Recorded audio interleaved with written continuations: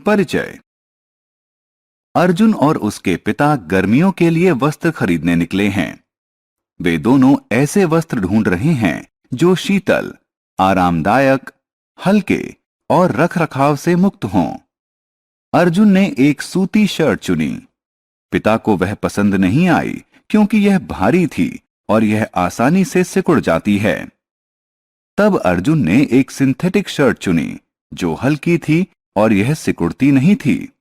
उसके पिता ने इसे भी नापसंद कर दिया क्योंकि यह नमी को अच्छे से सोखती नहीं है।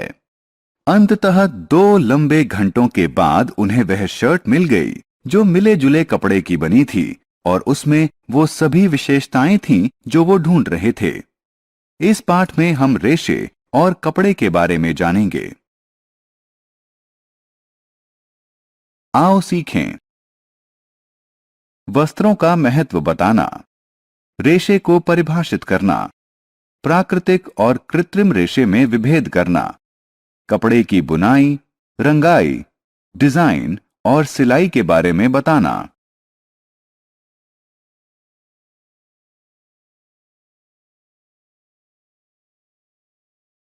वस्त्र जो हम पहनते हैं।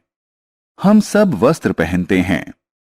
वस्त्र हमें ठंड, गर्मी, बरसात, धूल और कीड़ों से बचाते हैं। हम मौसम और अपने काम के अनुसार वस्त्रों का चयन करते हैं। हम जो वस्त्र पहनते हैं वो हमारे नजरिए और व्यक्तित्व को दर्शाते हैं। रेशा।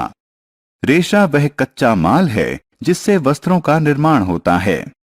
रेशे विभिन्न चरणों से गुजरकर वस्त्र बनते हैं। सबसे पहले कच्चे रेशे को लंबी लड़ियां बनाने के लिए आपस में ऐंठते हैं। इन्हें धागा कहते हैं।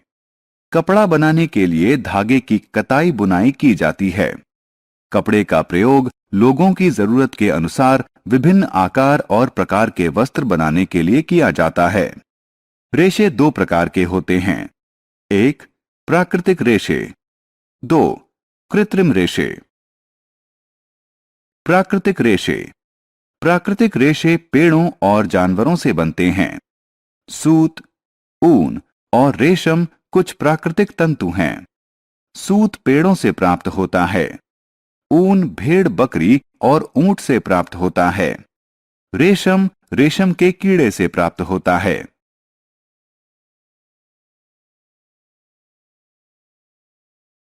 कृत्रिम रेशे। कृत्रिम रेशे मानव निर्मित होते हैं। नायलॉन, पॉलिस्टर इत्यादि कृत्रिम रेशों के उदाहरण हैं। कृत्रिम रेशों से बने कपड़े सस्ते होते हैं, जल्दी सूखते हैं और सिकुड़ते नहीं हैं। आमतौर पर मजबूत और मुलायम कपड़ा बनाने के लिए कृत्रिम रेशों को प्राकृतिक रेशों के साथ मिला दिया जाता है। बुनाई। बुनाई वह प्रक्रिया है जिससे धागों से कपड़ा बनाया जाता है। इसके लिए धागों का एक समूह क्षैतिज रूप से बिछाया जाता है और दूसरा ऊर्ध्वाधर रूप से। इस तरह एक दूसरे को काटते हुए धागों को बुनावट कहते हैं।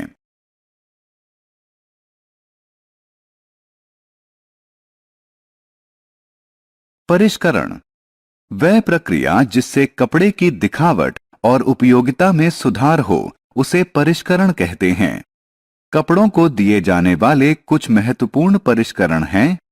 ब्रशिंग। ब्रश करने की प्रक्रिया से छोटे और ढीले तंतु कपड़े से निकल जाते हैं। कैलेंडरिंग। कैलेंडरिंग की प्रक्रिया से कपड़े की मुलायमियत और चमक बढ़ती है। ब्लीचिंग। ब्लीचिंग की प्रक्रिया से कच्चे कपड़े का प्राकृतिक रंग छूट जाता है।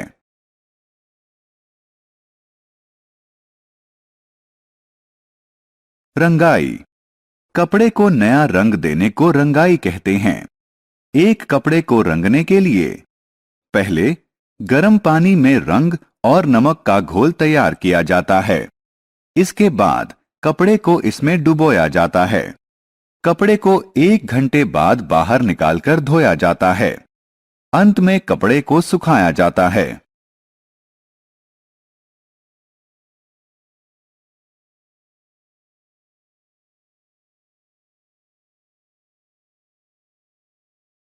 डिजाइनिंग। डिजाइनिंग की प्रक्रिया द्वारा कपड़े पर छापे बनाकर इसकी सुंदरता को बढ़ाया जा सकता है। कपड़े को इनकी सहायता से डिजाइन किया जा सकता है।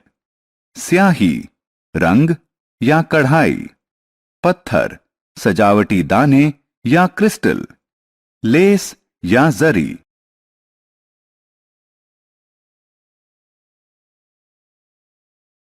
सिलाई। सिलाई वह प्रक्रिया है जिससे कपड़ों को वस्त्रों में बदला जाता है। इसमें कपड़े को सुई और धागे से सिला जाता है। पुराने दिनों में सिलाई हाथ से की जाती थी, लेकिन आजकल सिलाई मशीन से की जाती है।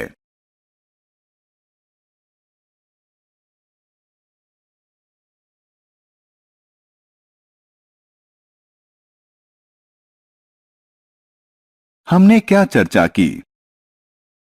वस्त्र हमें ठंड, गर्मी, बरसात, धूल और कीड़ों से बचाते हैं। रेशा वह कच्चा पदार्थ होता है जिसका प्रयोग कपड़ा बनाने के लिए किया जाता है।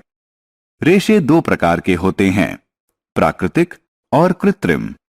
प्राकृतिक रेशे पेड़ों और जानवरों से प्राप्त किए जाते हैं। कृत्रिम रेशे का निर्माण होता है।